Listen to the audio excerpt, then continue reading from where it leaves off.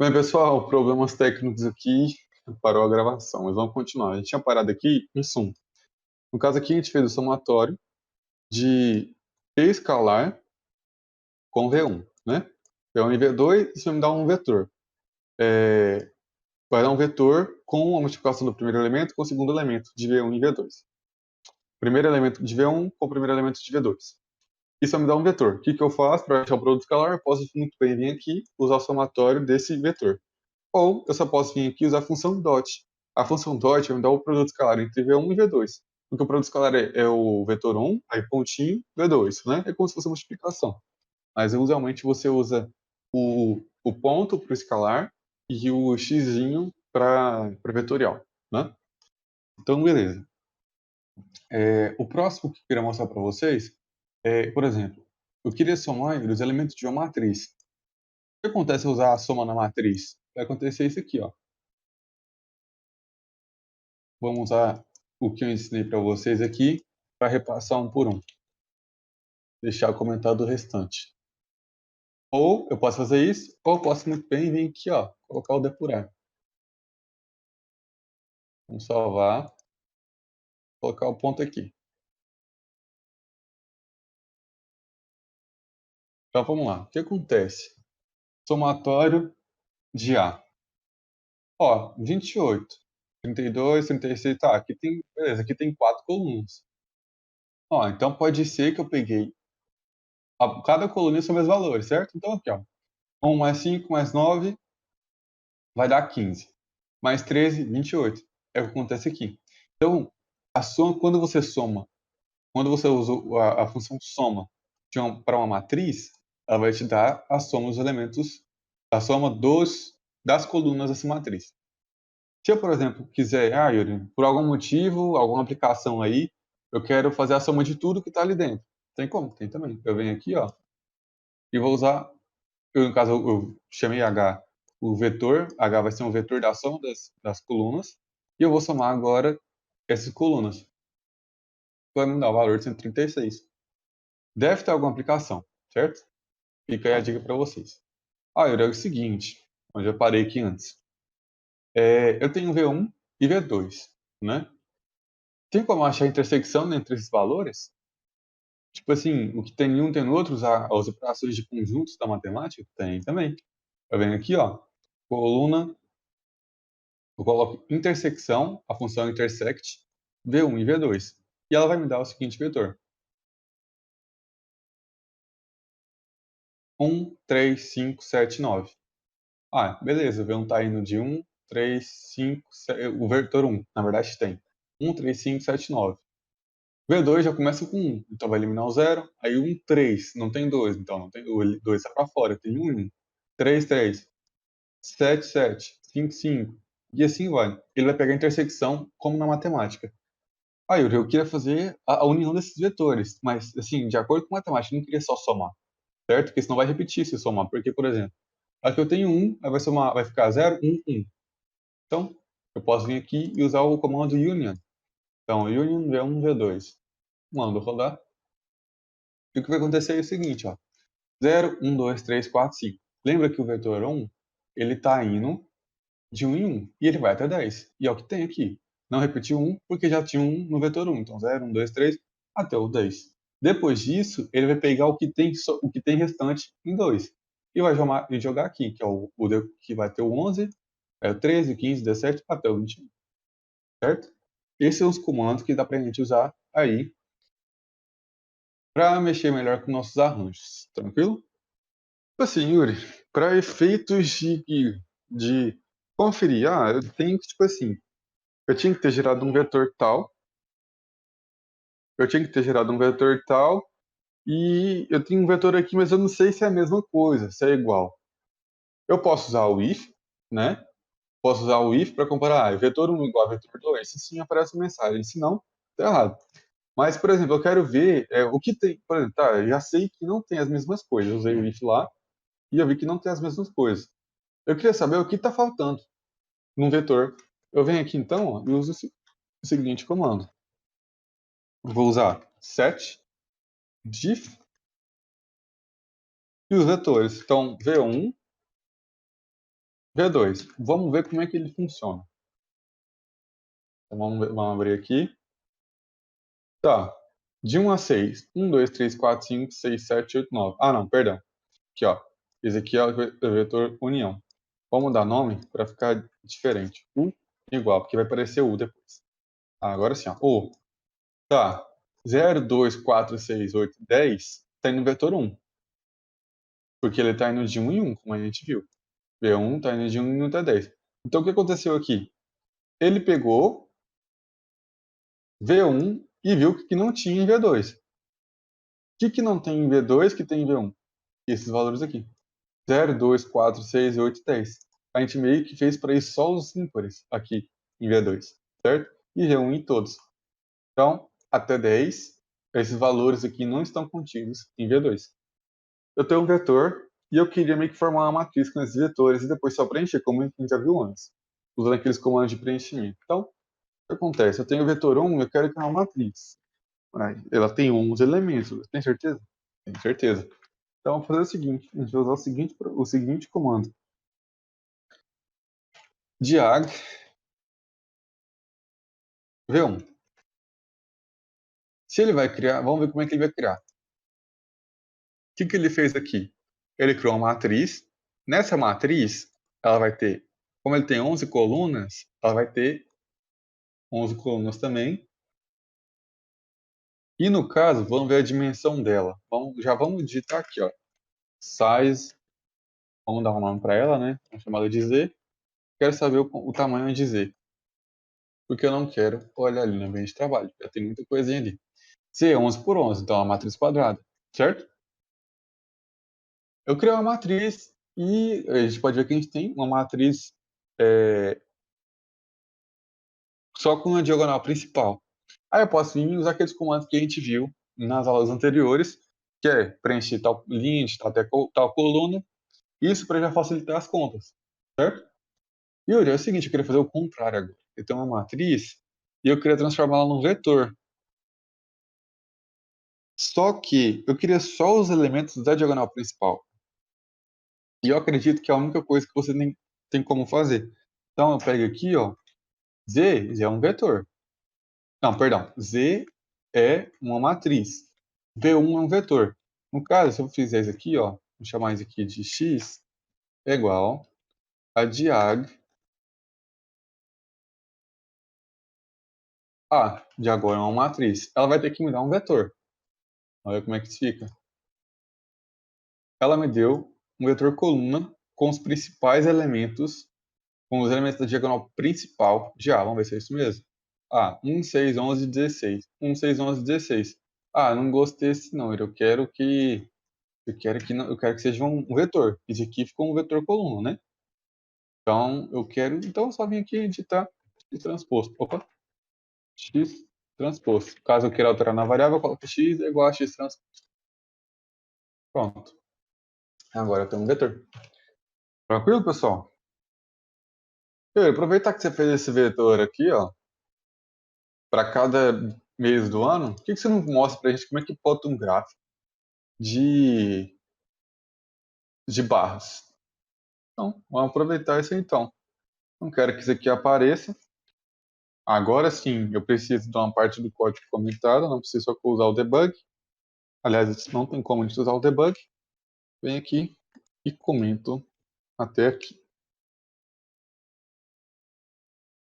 Pronto. Seguinte, eu coloquei para cada ano, né?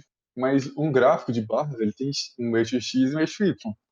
Esse seria o nosso eixo Y. Ó. O eixo X seria como? Então, vamos colocar aqui, ó, meses. Meses é igual a janeiro,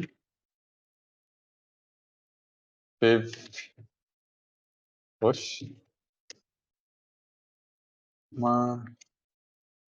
abril, agosto, setembro, ixi, outubro, novembro. Tem a função set, mesmo se fica para outra hora. Beleza, vamos ver só se ele ficou bonitinho. No caso, perdão, pessoal. No caso, como ele falou aqui, ó, set, ele tá entendendo que isso aqui são funções dentro do vetor, mas não é isso que eu quero. Eu quero um string, então tem que vir aqui, ó, digitar entre aspas, para ser um string. Então vai ser um vetor de strings. Então, vamos lá. Cada um por um.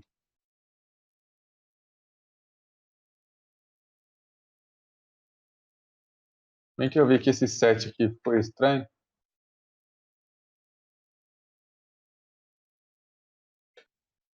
Agora tem. Eita! Desenho para ficar bonitinho também, hein? Tem um aspas aí a mais, tem não? Mas vamos ver. Por que não tá dando CLC? Tá dando erro.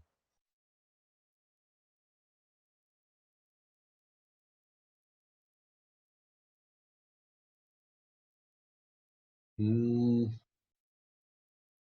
linha 48 é aqui. Vai, desenho. Qual que é o seu problema, desenho? Ah, aqui, ó. Esquecemos de completar para 37. Esquecemos de completar o dia que início. Olha, a gente tem, a gente tem um pequeno problema.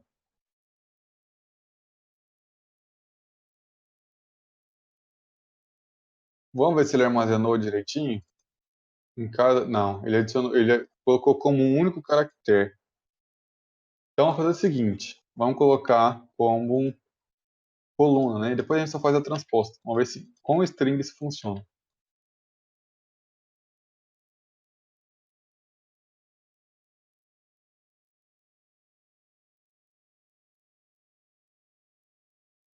Pronto. Aí o que eu venho e faço aqui?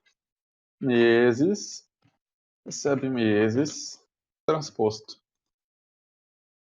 Ih, rapaz. Pessoal, a gente tem um problema em usar strings. Por quê? Mesmo mandando plotar, que é o comando bar, ele não vai aceitar, porque precisa ser um valor numérico. Então, até porque vai se tratar de um eixo, né? Mas no caso, isso é algo fácil de contornar. 01, 02, 03.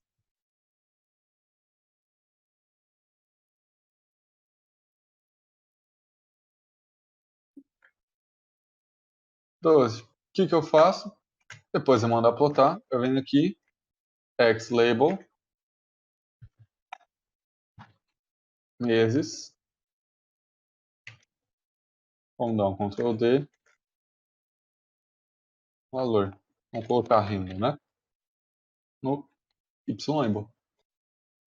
Vou mandar rodar para nós. E tá aí, ó.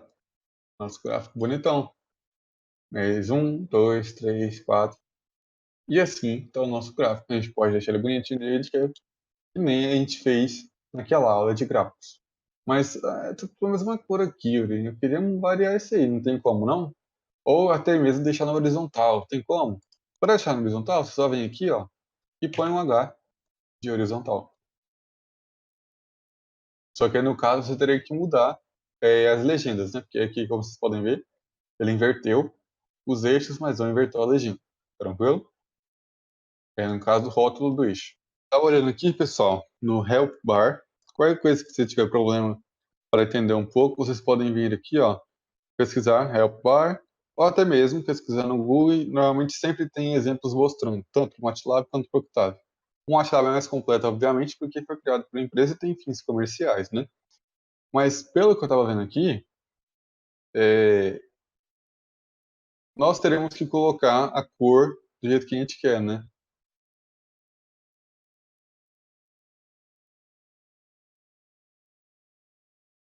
Por exemplo, se a gente usar esse comando aqui, ó, no caso, esse aqui, ele está criando um vetor aleatório de 1 a 100, né? No caso, o que me interessa é mais essa parte aqui. Vamos pegar essa parte e colar no nosso código. E vamos ver o que acontece. Face Color. Face Color, ele colocou a cor vermelha. Não sei se dá para ver, mas esse Edge Color seria, acredito que a linha, né? A cor dessa linha que está envolvendo. Seria azul. Vamos colocar aqui white para ver o que acontece. Exatamente, olha lá. Tirei o vermelho, que estava dando contraste, e aqui ele deixou como azul. Vamos testar um negócio aqui, eu confesso que nunca testei isso antes, mas vamos testar aqui. Por exemplo, se eu quisesse só, por exemplo, deixar mudar a cor de cada um, eu faria o seguinte. Lembra que eu falei do Command Set? Ele vai tipo, set, coloque, aí aqui, ver renda, ou seja, a posição 1 de vermelho. No caso, vamos colocar o valor 2 como preto, certo? E vamos ver o que acontece. O gráfico está aberto, tem algum problema. Aqui, ó. Como coloquei o close all, ele devia ter fechado e aberto automaticamente. Agora sim. Não foi como a gente esperava, né? Vamos trocar esse baralho aqui, tá me incomodando um pouquinho. Vou colocar ele na vertical. Tá dando um erro aqui, ó. Set inválido. No caso, seria a posição. Por exemplo, pessoal. No caso, para você poder usar o set, não seria ver renda. A gente vai ter que chamar esse vetor aqui de um vetor qualquer A. Certo? No caso do gráfico, a gente vai chamar. E a gente vem aqui e digita A em vez. Então, vamos rodar aqui e ver o que acontece agora. Também apareceu outro erro. A2, não seria A1, seria A2.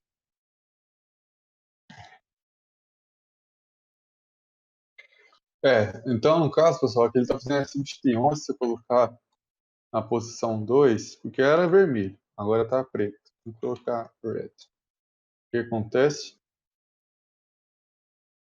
É engraçado, ele não está querendo substituir. Como vocês podem ver aqui no Ford, qualquer coisa, vocês vêm aqui pesquisar o Octave Ford, ou pesquisar mesmo alguma dúvida, normalmente sempre aparece por essa parte aqui, ó. Então, aqui, ó. Quando ele fala que a H recebeu o código de barras, ele está gerando um vetor qualquer, de 5 com 5 e 3. Então, ele vai ter 5.